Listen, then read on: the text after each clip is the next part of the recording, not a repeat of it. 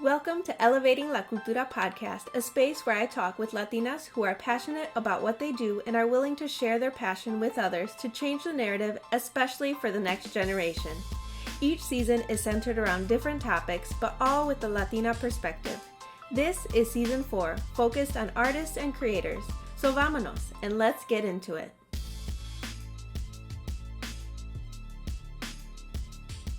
Hola, today's episode is amazing. I could have chatted with Renata all day. She's an amazing mixed media artist focused on lettering and illustration.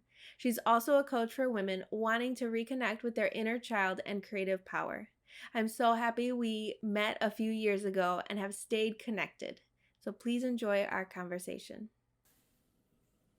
Hi, I am so excited to have my next guest on. And I know I say I'm excited for every guest, but I'm seriously excited for all of my guests, especially my friend Renata, whom I met pre-pandemic years ago, but we have stayed in touch and I have just loved seeing the growth in her work and artistry, and I'm just so excited for her to share her story. So why don't you go ahead and introduce yourself?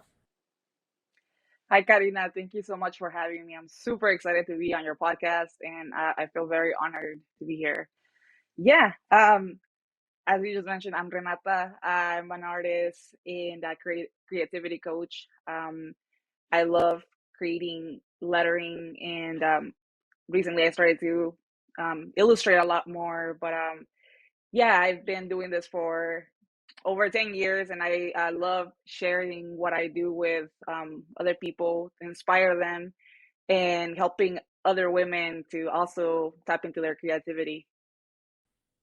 Yeah, I remember when I saw your work uh the first time, I was like blown away because I had never seen anything like that. And it was so vibrant and it was so um like I could feel, this might sound weird, but I could feel your art. I don't know if I ever told you this, but whenever I see your work, like the colors and the lines and just what you create, like I can feel it. And I've never experienced that with anyone else that I've met. Um, so I will share everywhere, and everyone will have to go check out her Instagram, check out her work because it is truly beautiful. I want to go back and talk about what brought you to becoming this artist that you are today. Yeah, happy to do that. So I think I'll take it back to when I was a kid. I was actually born in Mexico City. I grew up there and was I lived there until I was 10 years old. Up to that point, I didn't know anything about my culture, and at 10 years old, I was brought to the USA. um, we migrated, my family and I, to LA, and that is the beginning of my. I feel like my story as I know it now. Um, that was like an incredibly difficult period. It was a very critical moment in my life. Um, that whole experience of being in a new culture and not knowing the language and feeling like I didn't really fit in, it really impacted me. And yeah, it's just like it made me feel a certain type of way. And as I grew older, especially when I got into like high school, I was really looking for an outlet, a way to really deal with all the feelings that I was having and all the experiences that I was going through. And in a very intuitive way, I sort of started to tap into a lot of different creative outlets. At the time, I didn't really know what creativity was or what art was. That wasn't in my vocabulary or even in my consciousness. Like I just very intuitively did it. And now looking back, I was realizing how, yeah, like those were tools that I was kind of looking for without even realizing it. One of the first things that made a huge impact was punk rock. I grew up in Southern California in the South Bay, and there was a very lively community of punk rockers and just people into rock music in general. And I got to see people playing live, and that really had a huge impact because I started to see how people were just taking guitars and starting bands and singing and not really feeling like they had to know how to sing. They were just empowered to pick up an instrument and start playing. And that was like the first time that I ever saw something like that. It was like my introduction to self empowerment and expression, self expression, and so that was really inspiring to me. And I always love that attitude of like I'm just gonna do whatever I want, and I'm gonna not ask for permission. And I think that was the first time that I had ever seen something like that as well. So that was really impactful for that reason as well. I had never really seen people be so upfront about who they were and what they wanted to do and dressing however they wanted. So the whole thing just felt very interesting to me. And at the time, like I said, I also didn't have the language to say empowerment, but I knew I liked that feeling of like doing whatever you were called to do. And so those two experiences sort of were my foundation for a lot of exploration in terms of art. And so when I got to college, I realized that I I was always that kid that was interested in typography, lettering. I wanted to do the posters in school. I wanted to do all the graphic design, you can say. Even when I didn't also know about graphic design, I was just like, oh, I want to do the, like if we had a car wash at school or something and they needed a poster, I would be that person to make it. And I was always looking for those opportunities. And so when I got to college, I was like, oh, I definitely want to study this. I don't know what it's called, but I want to, whatever it is, like related to art, I want to do it. And so I started graphic design, and I spent about 6 years in college. I attended Cal State Long Beach, and so during my time there, I got to learn a lot more about all kinds of different art. I did ceramics, I did painting, fibers, all kinds of stuff, and that was incredible to me. But what I realized now as an adult was that it took a long time for me to start experimenting with art.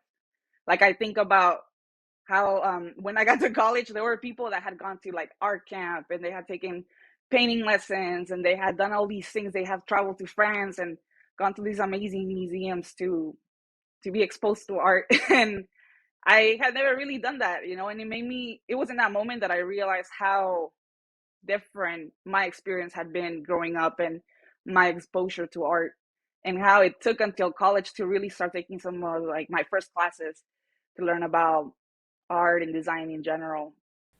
Yeah, that is um so interesting because I think a lot of people like who are listening, my audience, um, might have that same experience where they were not exposed to the things that maybe other kids with privilege may have been Right. exposed to. I think like I remember the only time that I would go to a museum when I was younger would be with school. And it Mm-hmm. was like a field trip and it was like, "Oh yay, well, we're out and about." I wasn't really like paying attention to the field trip that I was on. Right. Um but I also don't remember doing a lot of art camps or anything. Like I think of my own kids and I'm always looking like, okay, I know that the internet has kind of helped with that, but like, okay, what Right. like online class can I enroll Right. them in for the summer? What like drawing classes are there that they can like try and see if they Participate in. like? Yes.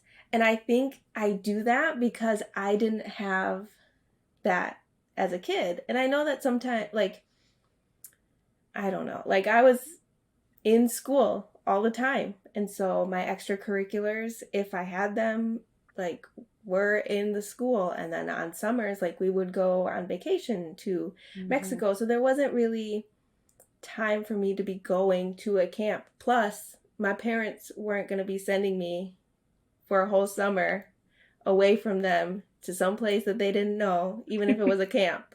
Um, Right. I have very strict parents. And so I think Yeah.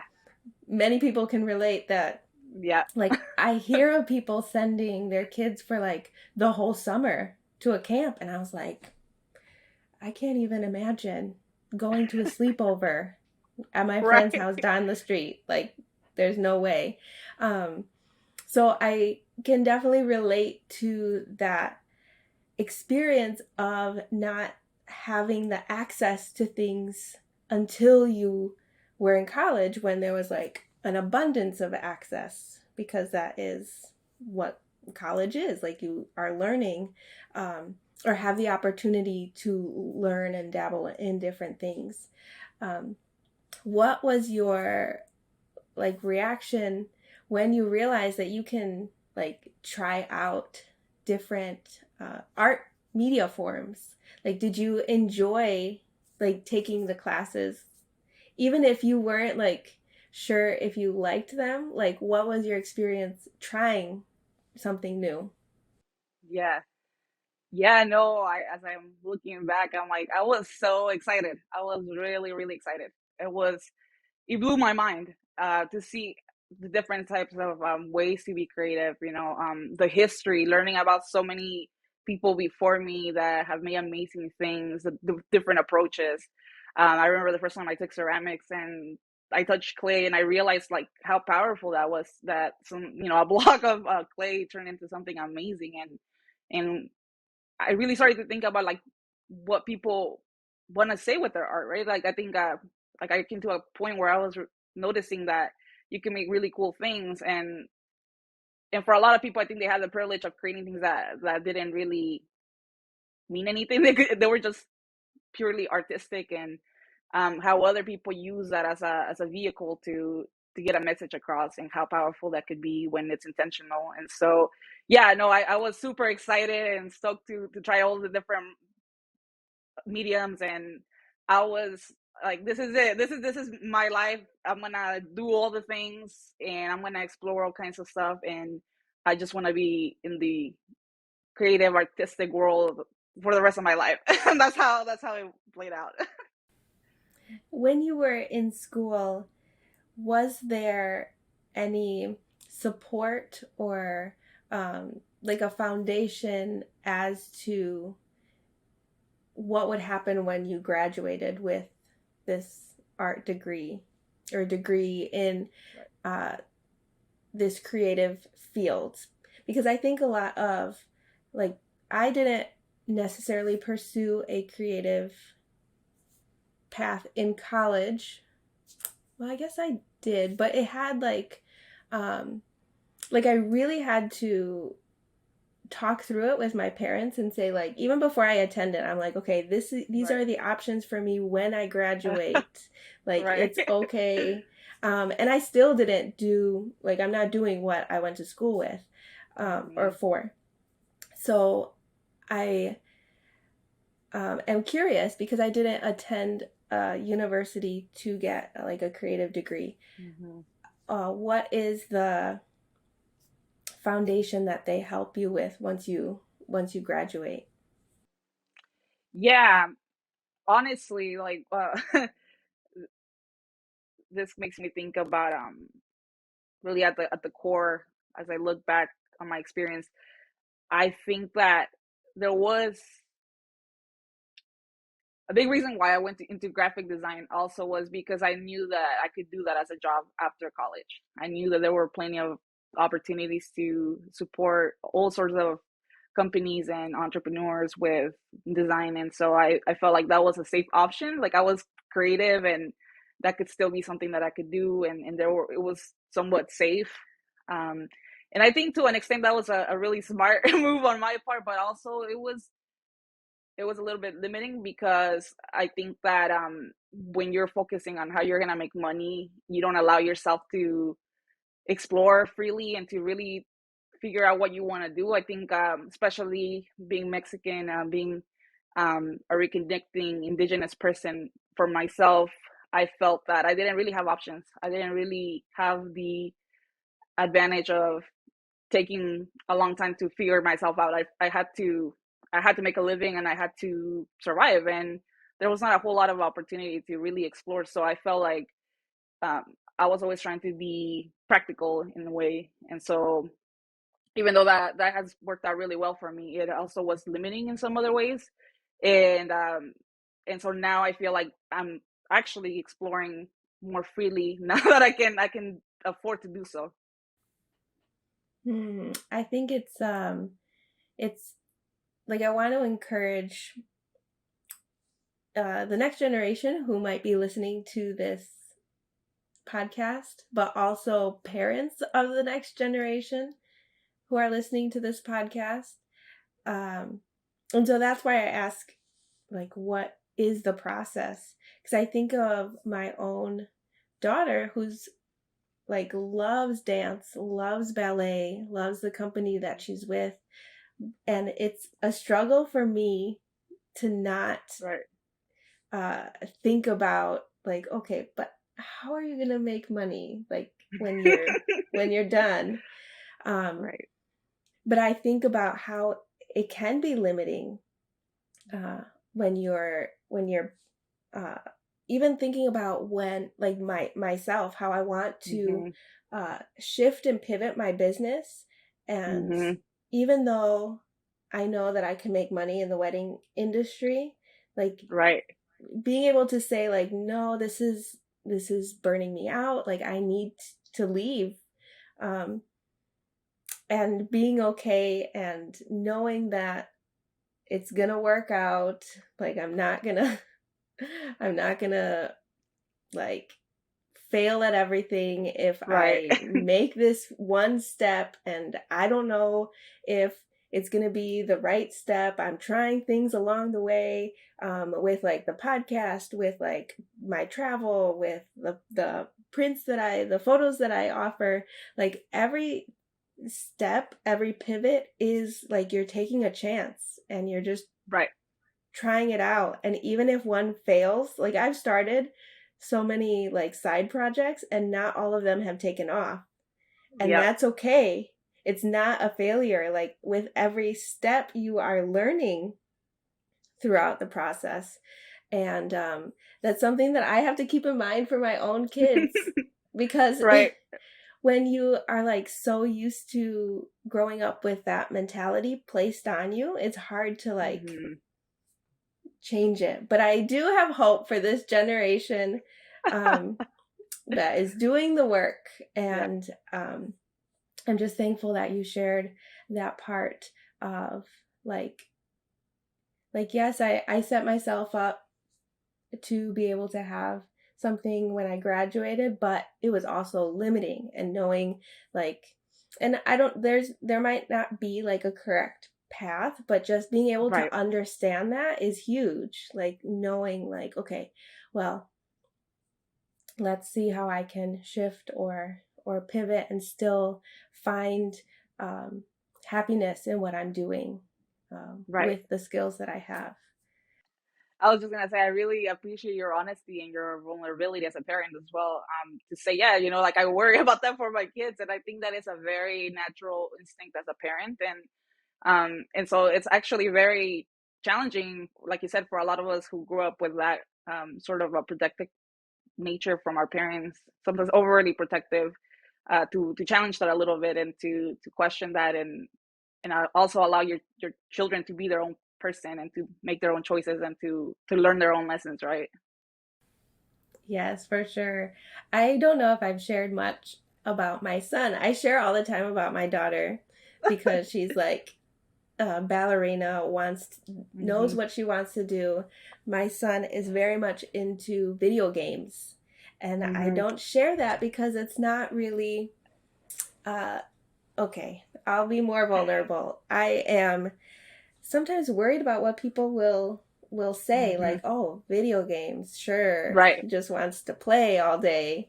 And I'm like, "But like if I were to like pour into this that he is interested in and like develop um like really be intentional about helping him develop his skills, wh- why should I stand in the way? Because if he wants to play video games and he wants to be a gamer, like he will tell me, like, I want to be like on stage in tournaments, playing video games. I want to be Wow. able Yeah, yeah. to teach kids how to play video games. Um, so like I have to check myself. I have to be like, okay, Yeah, how can I help him where he's at while also not um, letting it get out of hand that it becomes like an addiction, because I know like screen time is can be like addicting. I mean, for we're sure. always attached to our phones. So it is hard when you have um, kids who are interested in something that is not uh, maybe culturally accepted. And by Right. culturally accepted, I mean like in the American culture. Yeah, Um, yeah. it's hard, especially in the Latinx community, because you're always like, I have to deconstruct that mentality of like, okay, I need to prove something about myself, and that only is I can only do that in one way. And Right. um oh my gosh, this is going to turn into a whole therapy session. um but I do share in case anyone, like this season is about like lifting up creators and people in the creative industry, artists, and um showing that like it is hard and we are working through a lot of mental blocks, but we are like pursuing our passion and we're doing it well. um Mhm. and so just giving the encouragement to anyone listening that there are people who are doing it, there are Latinas who are doing it, and they're doing it beautifully. Let's take a quick break because I'm so excited to announce it's finally happening.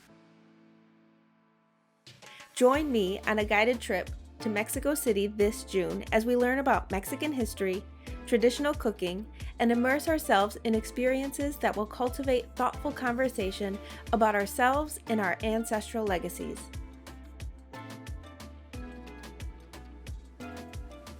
This is the time to pour into yourself and enjoy a meaningful and curated trip where I take care of everything in Mexico and all you have to do is enjoy. To get all the details and apply, visit garinamora.com. Now back to our guest.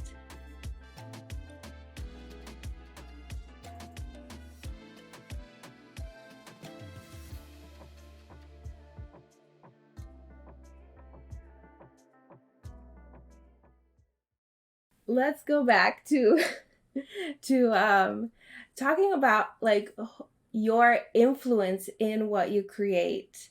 Like have there been specific people that have influenced your designs, or like specific art forms that you've taken throughout your course of education that influence your design work now?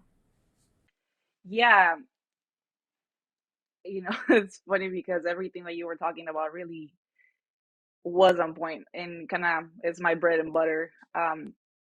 I think when I went to school, I was really trying to be what I thought people wanted me to be or what I thought was good design or good artistry. And what I realized was that along the journey, people kept saying like, bring yourself into the art, bring yourself into the art, like put your voice into the art. And I really wasn't sure what that really meant at that time when I look back, right after college and graduation and during my first job, I still wasn't really clear on who I was and like what that really meant. So I wasn't sure how to put that into my work, even less. So that kind of got me started on this journey of figuring out who I was. How do I identify? Like, what does that even mean? I think a lot of us really attach our self worth, our self image to ideas or things that people place on us. They tell us who we are, and we adopt that, and we're like, yeah, I think that's who I am. And so, like, my whole late 20s and now early 30s has been all about like figuring out, yeah, who am I, and how do I self identify versus like adopting what other people say I am. And so that led me into this whole process of exploration. And I think that connects to your question about like my inspiration. I don't think college was really my inspiration actually. It was the healing process, in the process of personal growth, personal transformation. I love what I realized is that I love journaling. That was another thing that I picked up along the way as I was growing up.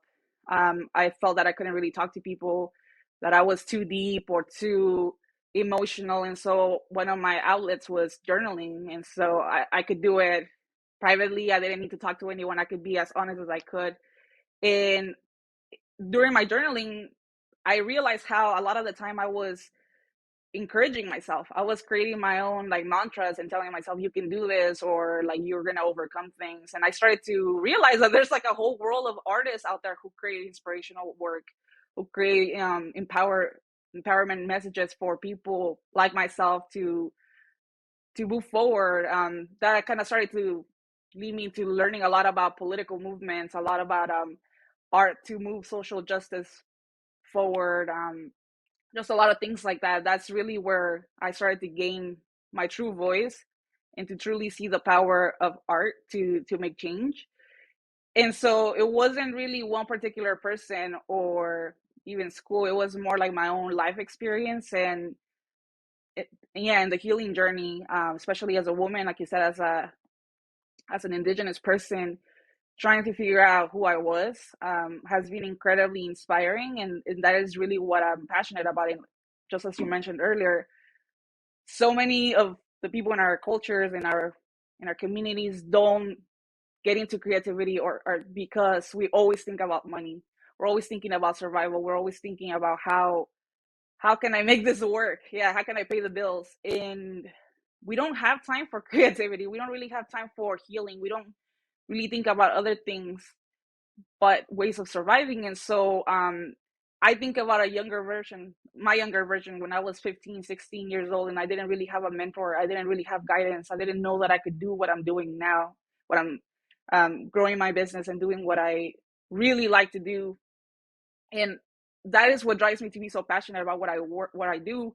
I want to be supportive to other women who are up and coming and who need guidance and who don't know how to do what they want to do, and letting them know you can do this. And yeah, they're, the path is a little bit mysterious. That, sometimes you gotta try things, and yeah, they won't work like you just mentioned. Especially as an entrepreneur, you're gonna have to try a lot of different things, and until you see what you like, what your audience likes, and there's so much in between. And so I just feel like that is something that is actually very needed, especially in these times where there's so much upheaval, there's so much chaos in the world. We really need a way to express ourselves in a healthy way, to get the frustration out, to be able to uplift each other. And so this is where I feel like creativity really is a driving force for me. Hmm. I would love for you to like share some of your products so that people can see. Like I feel like we're talking so much about like what you do and like your design work, but I'd love for people to see like an actual journal or some prints. Yeah. Yeah, so I have this piece here that I created. It says I can transform. And this is cutout lettering that I did with colorful paper. And this is what I mean. Like, I like to create like little mantras or words that inspire me and make them really colorful and really bright so that I like uplifted when I look at it. Here's another piece that I did. I love to do quotes that are uplifting, and I like to play with a lot of different mediums. And recently I've been really into watercolor and wash and just working by hand. Actually, I work in front of the computer a lot during my day job. So I every opportunity I have to be away from the screen, I love it. Talking about screen time, I really like to work with my hands for that reason. I like collaging, and like I was mentioning, yeah, my journaling and writing a lot. I think that's why lettering is really attractive to me, because I think a lot of us have lost the art of writing with paper and pen. And so like being able to tap back into that tactile aspect of things really is so inspiring to me. I was These are some of my journals that I'm working on they're like journal slash sketchbook slash catch it all.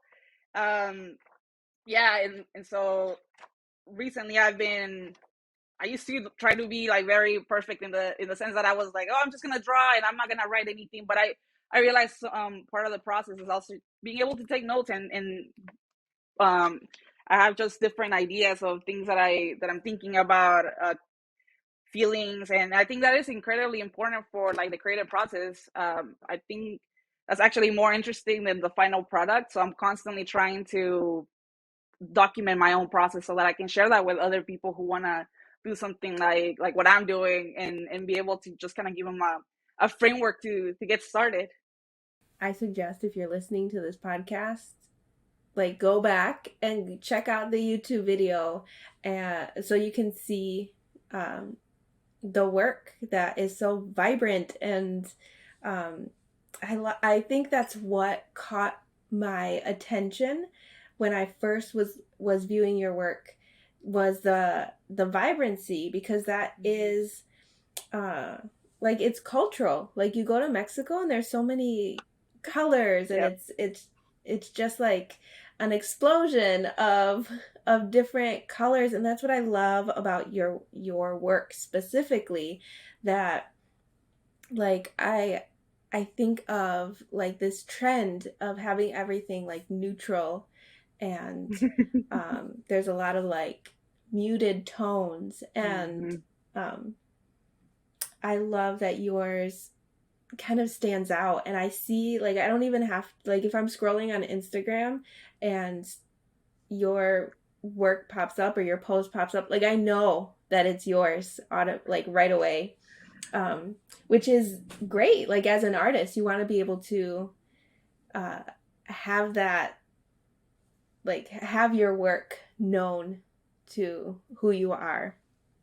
Um, Yeah, no, that's amazing. Thank you for saying that, Karina. I mean, I think like you said, that's everybody's like dream, right? To be able to truly have a voice that is your own, and for people to know that's you. So like, that's amazing. Thank you.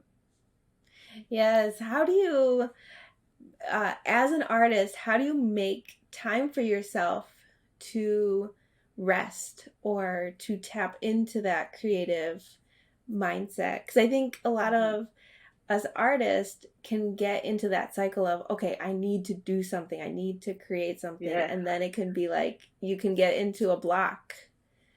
So how do yeah, you create that space for yourself? yeah. No, I think you're tapping into such a real thing, especially with social media. There's such pressure to be pumping out work and to always be present. Um, yeah, to be completely transparent, I feel that I struggle with that all the time. So it's not like I've overcome it or anything like that. But um, I do try to be very intentional and mindful of how I'm feeling.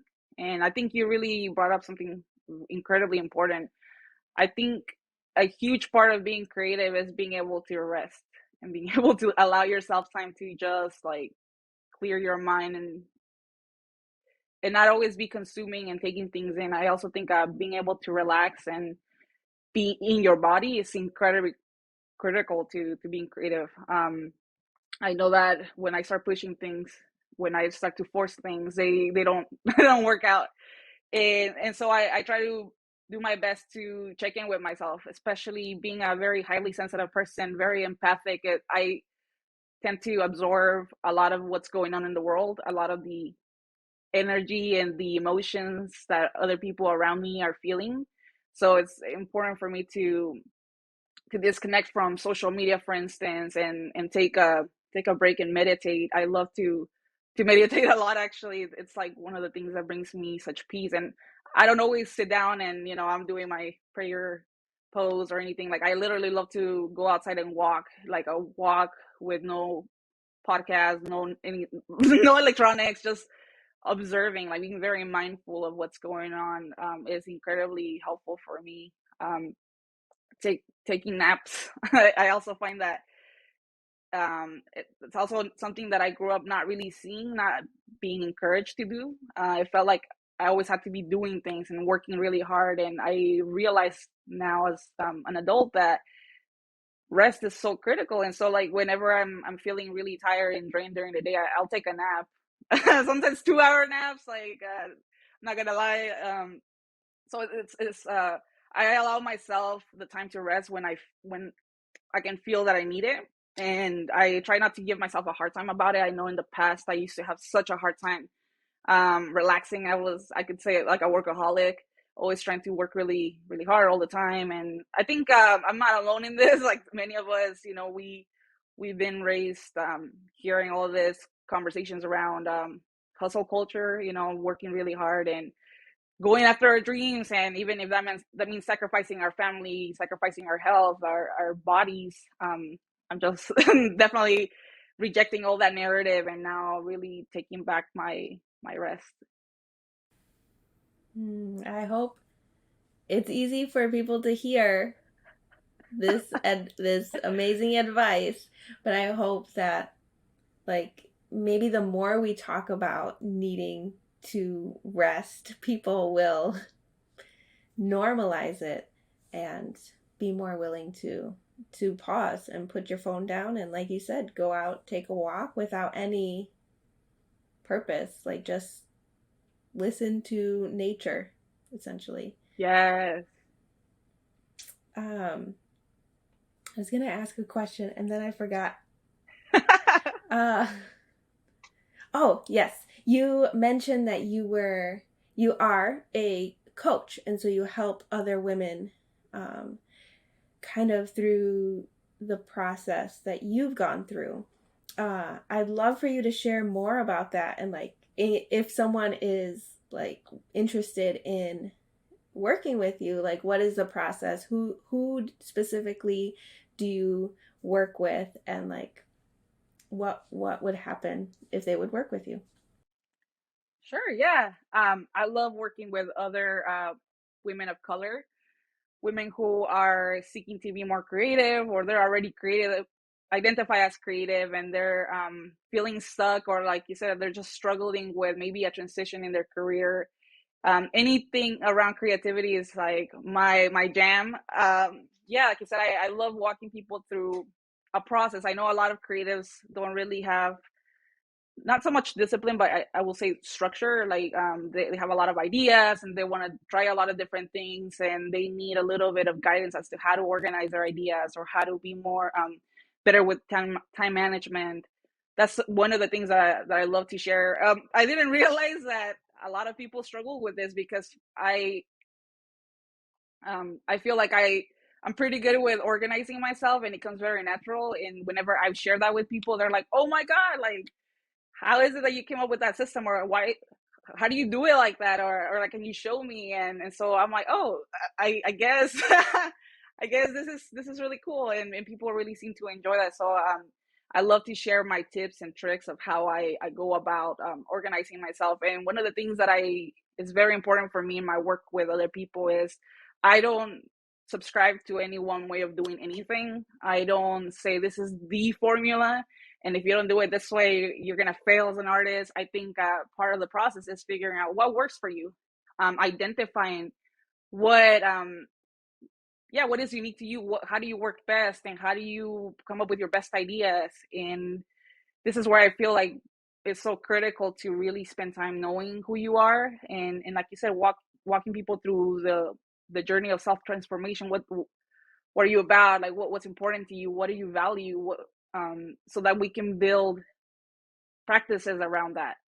I also love helping people through creative blocks. I know that, as we mentioned, a lot of us, I used to be that person who thought, if I don't make this idea now, like I'm never going to have another amazing idea. And just having this scarcity mindset of like, I, if I don't do things now, and I do it fast and I push myself, I'm gonna lose and I'm not gonna be competitive, and how am I gonna make a living, and all these questions, the inner critic starts to come up. And I love helping people to navigate that. And I feel like a lot of the time what we need is having another person that we can bounce ideas off of, and that can give us some guidance as to how to move forward. Not so much that they tell us what to do, but just hold our hand as we're walking this journey.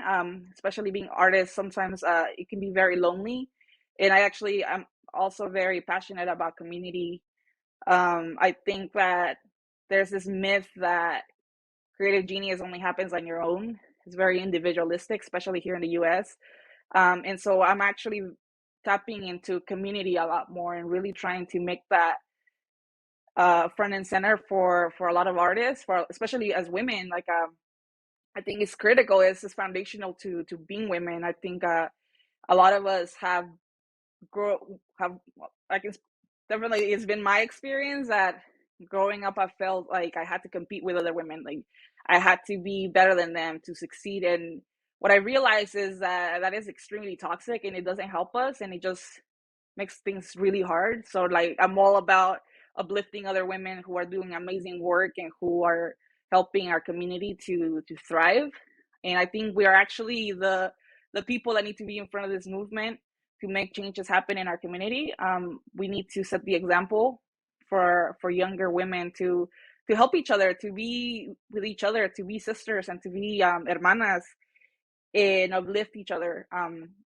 And instead of trying to figure out things by yourself, like I had to do, like you've had to do, that we can share that. And I think that's why I love what you're doing as well, Karina, that how you're bringing people together to share their tools, their ideas. And yeah, we don't have to do things by ourselves, and we don't have to start from scratch every time. Like we can build on what's already been done. And like and so yeah, like I want to make sure that other people don't have to struggle so much, that they can figure things out a little bit faster, and that they can feel confident as they can. Because I feel like fear is never going to leave the room. It's always going to be, it's part of the human experience. But how do we manage that to move forward, and that when it comes up, you know how to work with it. It's more about that, learning how to work with it instead of trying to get rid of it, and not letting that hold you back from going after what you want, from taking chances, from doing scary things. And like I said, I have it. It's not like I've already achieved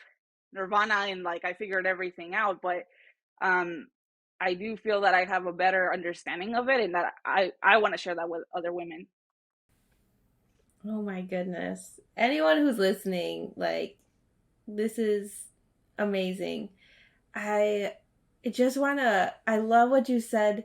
Like, you can't, like, I know this is not exactly what you said, but like, talking about fear and not being able to, like, you can't get rid of it completely. It's always going to be there. But learning how to work with it is what's gonna propel you forward. Ah, that was like so beautiful, because I think we need reminders that like Yes. all of the feelings that we feel like are normal feelings. They're not Hmm. necessarily bad. We just need to know how to channel that into something good. Um, Absolutely. ah, Yeah, I no, love I it. think I think you're bringing up another really important point.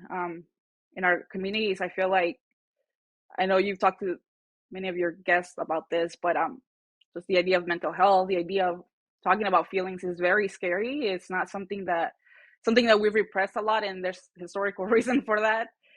And I feel that we're coming to a point where we have to start tapping into that and stop holding ourselves back by repressing very natural emotions. And it makes me think, whenever I talk about this, for me it's like so natural and so obvious, and so like, how can you even think about existing without feeling your feelings? Like it's freaking it blows my mind.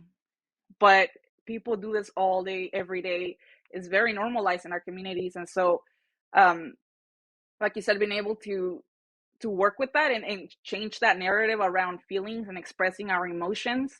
I think you and many people in our generation are starting to shift that. We're questioning, like, why can't we talk about this, or why do we have to repress things?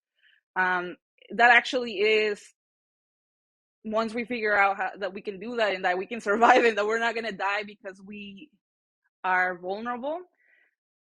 I think that's when real change is going to happen in our communities. And I can't say it enough, I can't stress it enough. And that's why I'm so passionate about it. I'm glad that you and many of other women are talking about this, because it's so critical for our communities. Yes. Oh my gosh, you've shared so much wisdom already. But I want to ask if there is one piece of advice that you can share for the next generation, what would that be? For sure. Oh man, like, can I write a book so that I can put in all the advice? No, but on the real, I think about my younger, like I said, my younger self. What I wish she would have known.